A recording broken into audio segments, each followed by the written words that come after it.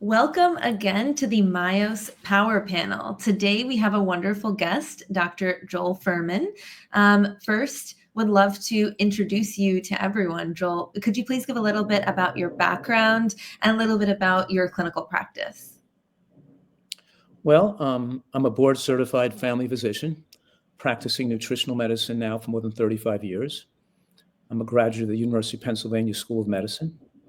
I'm one of the original founding members of the American College of Lifestyle Medicine, and I'm the president of the Nutritional Research Foundation. So I've spent my life in nutritional research and nutritional medicine and clinical practice. I've seen over 20,000 patients over the years. I've written 12 books, and I have 7 New York Times best-selling books on the subject, and I've had a series of 5 public television TV shows that have been some of the most, you could say, biggest fundraisers of PBS. They raised over 70 million for public television. So I've had a major impact on the health of Americans because many millions of people have watched my health shows on TV, on public broadcasting networks. So yeah, right now I have a retreat in San Diego where people come and stay with me to reverse their health conditions and lose weight and get healthy again. So instead of seeing as many people privately one-on-one, I have people stay with me for a month or two to really make sure we ingrain the benefits and they know how to do this when they go home. And I also, on my website, I do continually give people advice and feedback and work on their health conditions through the Ask the Doctor forum at drfuhrman.com. So people can avail my personal advice through just communication with me right through the website. So I'm still really busy, even though I'm 70, I'm still working a lot and also having fun in my life, And I enjoy being physically active and doing sports. And I also enjoy working with people and watching them get well, which is so, as a lot of us doctors like it's so endearing to build relationships with people as we enable them to recover their health. It's so rewarding. So I still like to work with people and enjoy the retreat in that way. My wife and I get a lot of personal satisfaction making these friends and transforming their health at the same time. Incredible. I would love to hear a little bit more about your philosophy about, how you integrate food as medicine for patients. Well, basically my philosophy is that the healthier you eat, the healthier you get. Yeah. And we're trying to incorporate this holistic view of health, and nobody uses that word holistic properly. They think it's alternative, integrative, functional medicine. No, that's not what it means. It means that we're looking at all the influences on the health of that organism, including the cellular nutrient density, the cellular toxicity, sleep, exercise, emotional poise, happiness, love, feelings, kindness, compassion, all the factors that improve human health and well-being. And we're trying to build emotional wisdom and the ability to take care of ourselves and lose the self-destructive habits that impede our life and our health and happiness. And why should a person put anything in their mouth that's not in their best interest? Why should they consume self-destructive foods? And that takes an incredible amount of training and insight into the biology, physiology, and psychology of food addiction and why people choose to recreate with food to hurt their future, or recreate with drugs, or recreate with alcohol. So that's really integrated in my life. And I think that people, and my mission has been for, 40 years to show people the miraculous self-healing properties of the human body when you establish this degree of optimal nutrition and the same dietary portfolio and nutritional excellence that slows aging and maximizes human longevity can be utilized therapeutically to reverse disease, to help a person recover from asthma, get rid of lupus, autoimmune hepatitis, scleroderma, psoriasis, rheumatoid arthritis, and reverse recover from many early stage cancers as well. And of course, heart disease, diabetes, high blood pressure, these things are all reversible conditions. And I'm saying my life's work has attested to the fact that with excellent nutrition, you can not only prevent disease, you can get people well. And they can make radical changes in their lifespan, in their lifestyle. And the radical changes they make bear incredible fruit when they're willing to make those changes.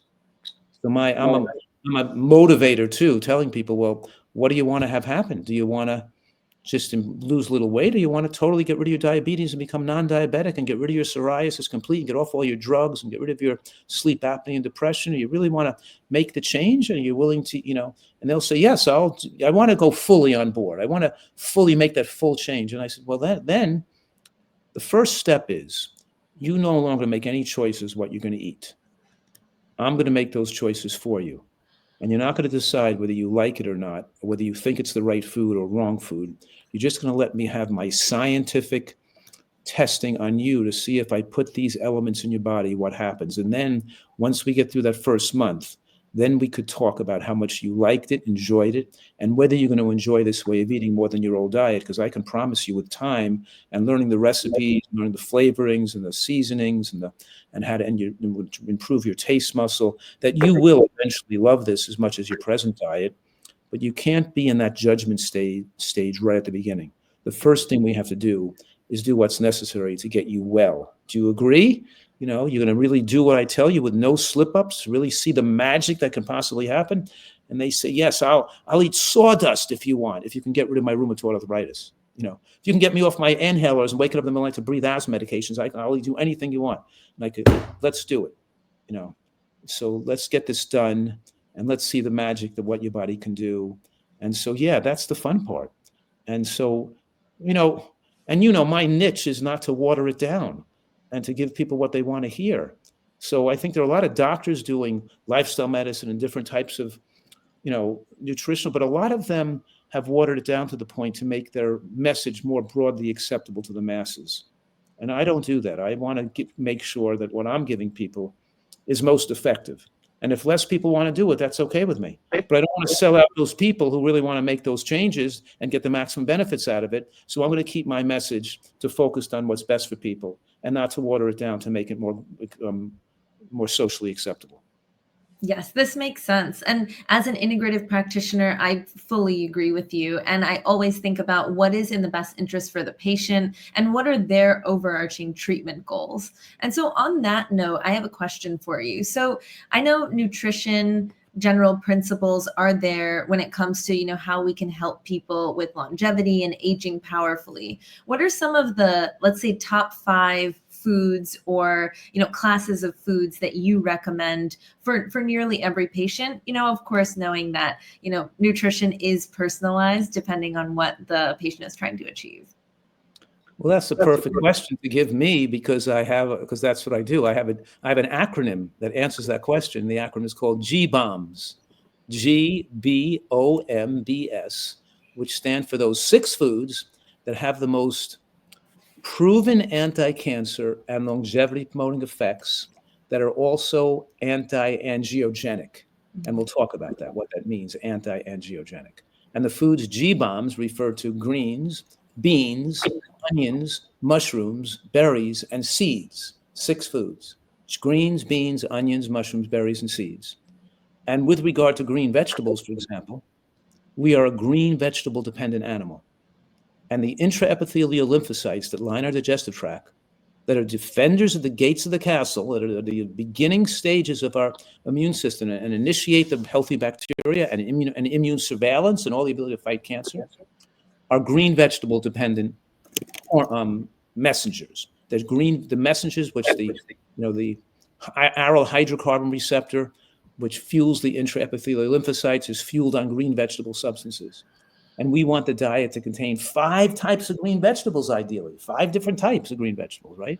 Which is, I do what I call precision nutrition to maximize healing. And the 5 types of green vegetables, if you're interested, are raw green vegetables, like raw leafy greens, like lettuce. Lettuce is a superfood. It's the richest source of sulfoquinavose. It helps feed the good bacteria in the gut. And then we have raw cruciferous vegetables, like arugula and watercress and bok choy, and then we have cooked cruciferous vegetables, like cooking broccoli and cabbage, and then we have cooked non-cruciferous vegetables like zucchini and string beans and artichokes and asparagus and then we have cooked cruciferous like broccoli and Brussels sprouts. And then we have sprouts. Then we have raw sprouts that are, all these things work together. That's just the G category. We didn't even go to the other 5 categories yet. You know what I mean? But so we're looking for the nutritional density in the cells, but also for nutritional diversity because there are thousands of phytonutrients we could expose ourselves to, and fiber diversity, because nutritionists and health, people who are health enthusiasts used to think that taking probiotics and taking fermented foods was the way to build good bacteria. And now we know you don't build the best bacterial milieu from fermented foods and fiber, and fermented foods and probiotics. You build the healthiest microbiome from fiber diversity, from having the amount of diverse fibers that you associate with that fuel this diverse billions of bacteria with their full powers intact, and vegetable diversity, So yeah, and mushrooms and mushroom diversity. We use in this program. We use shiitake mushrooms and other mushrooms like trumpet and oyster and regular mushrooms, and we also use a powdered extract with like 10 or 9 or 10 anti-cancer mushrooms mixed in for that mushroom diversity. Because in a natural habitat of humans, we might be eating 10, 20, 30 different types of mushrooms in our natural diets, which also have beneficial effects on immune function. Onions, scallions. And we could throw a dart at any of those foods, and we can go into more detail. But we're saying here, taking mushrooms as an example, mushrooms lower estrogen, which reduces risk of prostate and breast cancer. Mushrooms have anti-angiogenic properties, meaning they stop the growth of vessels, of new blood vessels that can fuel the fat and fuel cancer cell replication. They activate the antigen binding lectins that enable the immune surveillance to identify surfaces of cells that are irregular or defective in some way, to know which cells to remove and kill before they can become cancerous, or if there's something wrong with them that could be a problem, like they are cancerous, the body can identify and remove those dangerous or those harmful cells. And the mushrooms help in that recognition. And just to keep going on in mushrooms for one more thing, is that mushrooms are the richest source of ergothioneine, which is a substance that communicates with the center of the cell, with the DNA in the cell, mostly from mushrooms.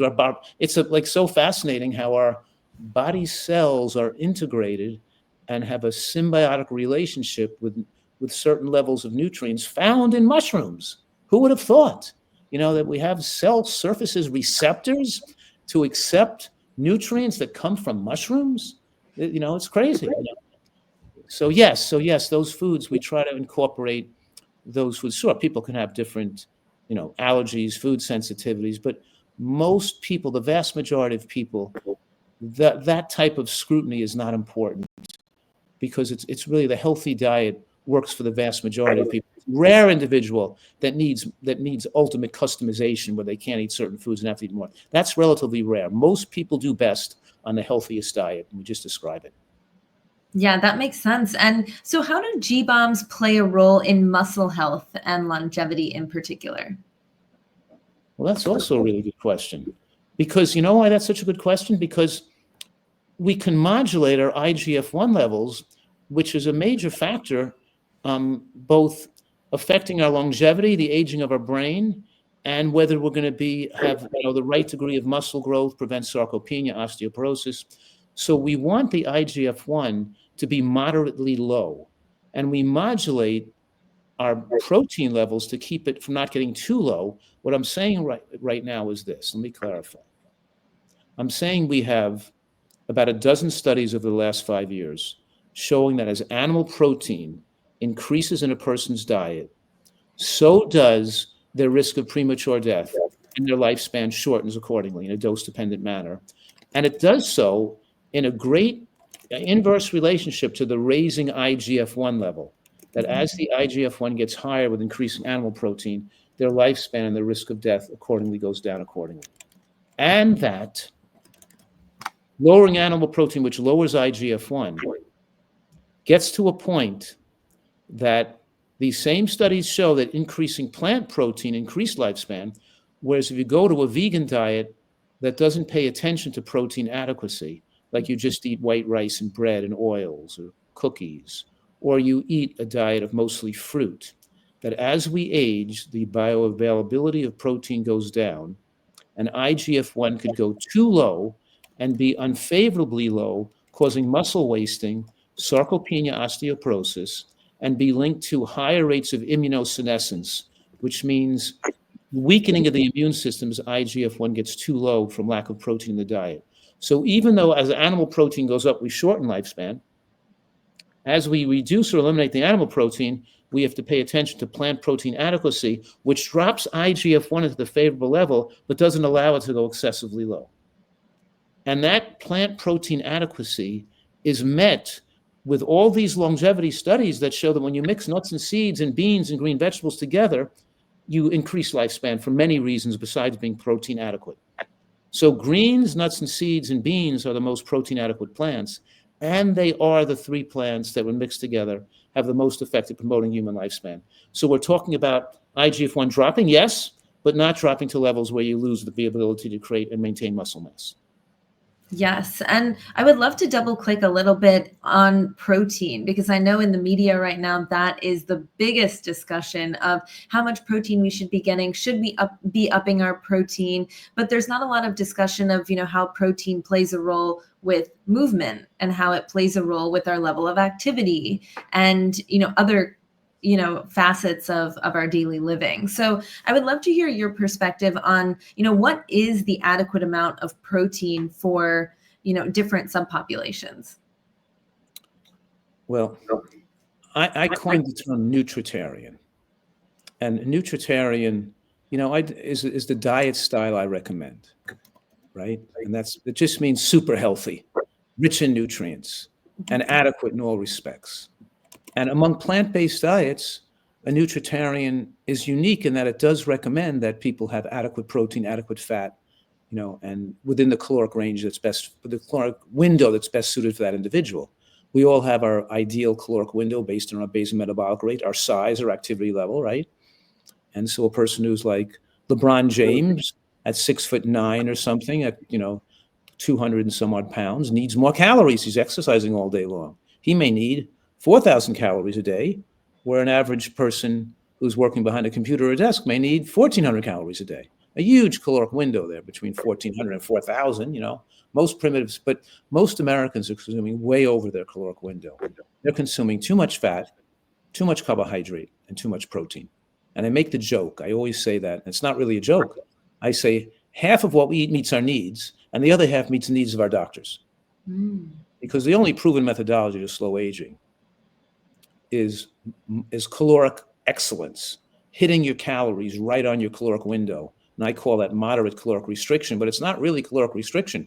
It's hitting the calories you need without excess, right? In the environment of micronutrient excellence. You have to get maximize micronutrients with that hitting your caloric window. And when you hit your caloric window with well-designed whole foods, you hit your protein window right on. Because there are 5 natural plants. There's fruits, vegetables, beans or legumes, nuts and seeds, and intact whole grains. Now, out of those 5 foods, the only one low in protein is fruit. So unless your diet is too high in fruit, you're going to be getting about 40 grams of protein per 1,000 calories. 1,500 calories will give you about 60 grams of protein, right at that perfect level for that person to achieve not the IGF-1 not going too low. Now, if I start to put fruit, now people can eat like 3 to 6 pieces of fruit a day. I'm not saying you eliminate fruit, but you start to eat a diet that moves up to 50 to 70% of calories from fruit, then you start to push the protein too low. And most studies on British vegans show they have more sarcopenia and osteoporosis, because if you analyze the diet in that study, they're eating a lot of white flour and sugar, but they were also eating a lot of oil in their food. Now, and they weren't eating, beans and nuts, enough beans and nuts and greens. They were eating more, more rice and potato. But in any case, when you put oil on your food in place of putting nuts and seeds, because don't forget, a nutritarian diet, we get our fat from nuts and seeds and avocado, and a standard American diet gets its fat from animal fats and oils. And when you switch from a nutritarian, and they switch to a vegan diet, they start getting their fat from olive oil and canola and different oils instead of nuts and seeds. They're still not eating nuts. And for every 100 calories of oil you put in your diet, you just remove 5 grams of protein. Because look, I could have put in 2 tablespoons of oil to get those calories. That's 250 calories of oil. Or I could have taken 250 calories of hemp seeds and walnuts, which would have given me 15 grams of protein or something. You know what I mean? So instead of getting by putting oil on your food, you're just stripping the protein right out of your diet. The key is to use whole foods. And when you're using whole foods like intact whole grains like amaranth and quinoa and beans and nuts and green vegetables, real food, and you're not overdoing fruit, and you're not getting your fat from oil, then your protein needs come out just about perfect. Just about perfect, not too high and not too low. But when you take an animal protein, the protein is biologically complete, and the body doesn't effectively store it as fat, so it raises hormones now, and these hormones drive cell growth. And even though they drive muscle growth, they can drive cancer cell replication that leads to cancer growth. So we're saying the key here is to get your protein from plants, and that's what all the studies keep showing. And yes, we work with professional athletes, and both the toddlers and the elderly and the professional athletes need a little extra protein, and we do that. We can do it with whole foods. We can do it with soybeans, with hemp seeds, with Mediterranean pine nuts, with sunflower seeds. We can do it. We can use a protein powder if we want, but we don't need to. We can just do it with real food too, because edamame and dried soybeans and hemp seeds and things are high in protein. And because the diet includes a lot of greens and beans and these nuts and seeds in the same meal, you get a really good protein. You get more than adequate protein, even for the athlete. And I have a lot of professional athletes I guide and that have worked and made world-class Olympic levels that in performance, because of and the whole key to these athletes doing this, it slows the aging process and extends their professional careers. We're talking about, Tom Brady trying to compete longer into his later. We're talking about Novak Djokovic, the number one tennis player in the world. And now he's not number one, he's number 3. But he turned to a Nutritarian type diet, and he improved his stamina, and he improved the length of his career. And guys like Eric Schlappi in 4 Olympic games of downhill skiing, carrying his Vitamix blenders, eating his green smoothies, these smart athletes trying to improve their nutrition so they don't get sick, they slow aging. It's not going to make them race down the mountain faster, but it's going to keep them youthful longer and make them not sick, getting cold through the winter season when they have to make all their millions of dollars in performing week in and week out at a high level. You know what I mean? And it's slow, and it gives them better cardiovascular stamina, so it doesn't train them to be more technically a better tennis swing. But Novak Djokovic was top maybe 5 in the world on a conventional diet. But when you switch to the Nutritarian type diet and got that added level of stamina to maintain in the 3rd or 4th sets of exhaustion and still being performed at that high level, that moved him to number 1 in the world with his diet. Those tweaks in his diet moved him to the number 1 player in the world because of that little aspect. Any sport, whether it's boxing or, you start good. Like I can box really well until you get tired. And as you get tired, your focus, your concentration, your speed, your decision-making goes off. So your stamina is all to do with your quickness and alertness and not getting hurt or being in your sport. Same thing with a long tennis rally in a tennis match. You're good to the 16th hit, and you get a little fuzzy. You don't see the ball as clearly. You make more mistakes. You're sloppy. You start to become sloppy and make mistakes as you tire out. So if you want that to bring extra stamina for your performance, this way of eating really does help. And on that topic, it's just as important for an athlete to have their physical fitness intact as their mental fitness or their mental health. So I'd love to hear a little bit about, what foods you would recommend, the G-bombs or other things along that topic that would be great to support someone's mental health, especially if they're, prone to being a little more anxious or low mood depression. Yeah, well, with the Nutritarian diet, we also supplement with a few nutrients judiciously and conservatively to bring the level to the optimal level that a person would have gotten had they eaten some seafood or seaweed. Like the point is B12 is supplemented, zinc is supplemented, and EPA and DHA, those that are commonly thought as fish oil, a vegan form, an algae-based oil. We want to keep their omega-3 index between 6 and 9. Not too high, not too much supplements, not too low, just like the precision nutrition of the protein. It's precision. Give them a little extra zinc and make sure they're having B12 adequacy, and to make sure, so these certain nutrients that may be low on a plant-based diet that we want to make sure is adequate.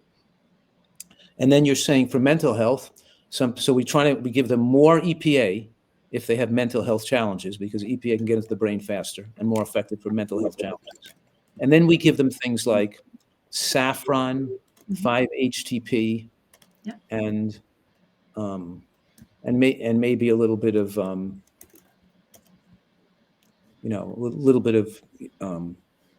ashwagandha or lavender oil, a couple of little things that may help, you know what I mean? And SAMe, SAME. So SAMe, saffron, 5-HTP, lavender oil, a couple of things that help because it can help you with mood and calmness, and also, of course, meditation and sleep and learning how to awake dream and relax the body and things like that. So positive visualizations, so a lot of things we can do to help people without resorting to drugs. The drug answer always results in problems and issues in the long term. You get SSRI dependent. You stop making you less serotonin. You get dependent on drugs. You're more prone to depression. Getting, the medical profession, which makes drugs the first intervention of choice, doesn't lead to the best long-term results. Nutrition and lifestyle changes have to be the first intervention of choice. Even if we have to use, hyperbaric chamber with a person with depression or magnetic therapy, I still wouldn't recommend going to drugs first. Yes, I fully agree with that. There's so many other options with the combination of nutrition and the supplements you mentioned, which is wonderful. I mean, that's the same supplements I recommend to patients: 5-HTP, SAMe, lavender, saffron for mental health. So that's amazing. Cool. Yeah. Okay, great. And as we're closing out, I would love to circle back to, you mentioned the retreat where you help people in San Diego. I would love to hear a little bit more about that. Yeah, thank you. Well, it's a small private retreat. We're open all year round, and we don't accept people unless they're staying at least a month. And the people all come in the same day of the month. They all come the first day of the month. And they're either staying 1 month, 2 months, or 3 months. So nobody's staying 2 or 3 weeks, not walking in here in the middle of the month. So the people really get to know each other and are like have a little community among themselves. They're doing meditation or yoga. We're doing with the same people every day. And they're doing a lot of, with our staff and with doing things with me, and I lecture to them. And they're not just learning about, it's like getting their PhD in human nutrition, but they're practicing how to eat healthfully and making it taste great, cooking classes. And they're also getting a lot of education in how to have robust emotional health, because this new way of seeing the world is needed to be a health nut in the natural world. When you go back to living your life, there's no benefit to going to a retreat and doing any intervention that you're not going to sustain and maintain when you go home. If you lose 50 pounds, who cares? If you gain it back again, it was worthless. They go to these places, they eat aggressively, live on sprouts or live on, or fast or do something. They come back and they gain weight. 2 years later, they're heavier than before they started. Didn't do them any good to have this diet mentality. They go on and off diets and looking for tricks and gimmicks to lose weight. We're teaching them a way to live that they can leave here and maintain the dietary skeleton, the recipes, and this way of living for the rest of their life to maximize their health and happiness and to feel emotionally poised and proud of themselves.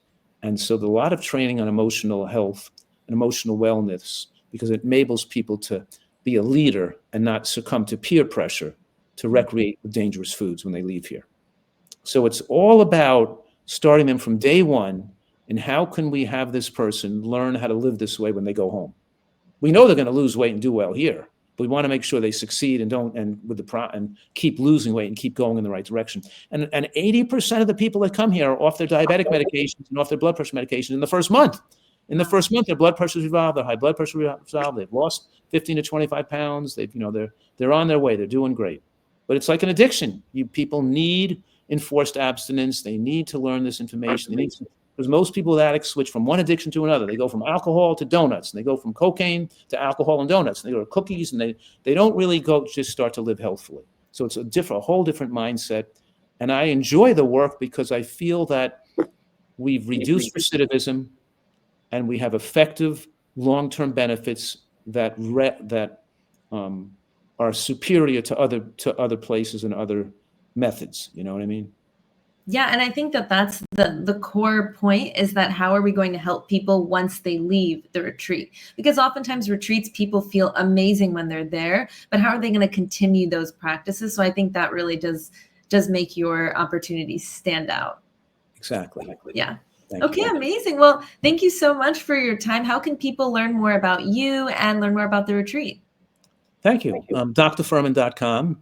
drfuhrman.com. We has a tab that says retreat, and then member center. They can ask me questions, and we have other, master classes and things they can learn and read there.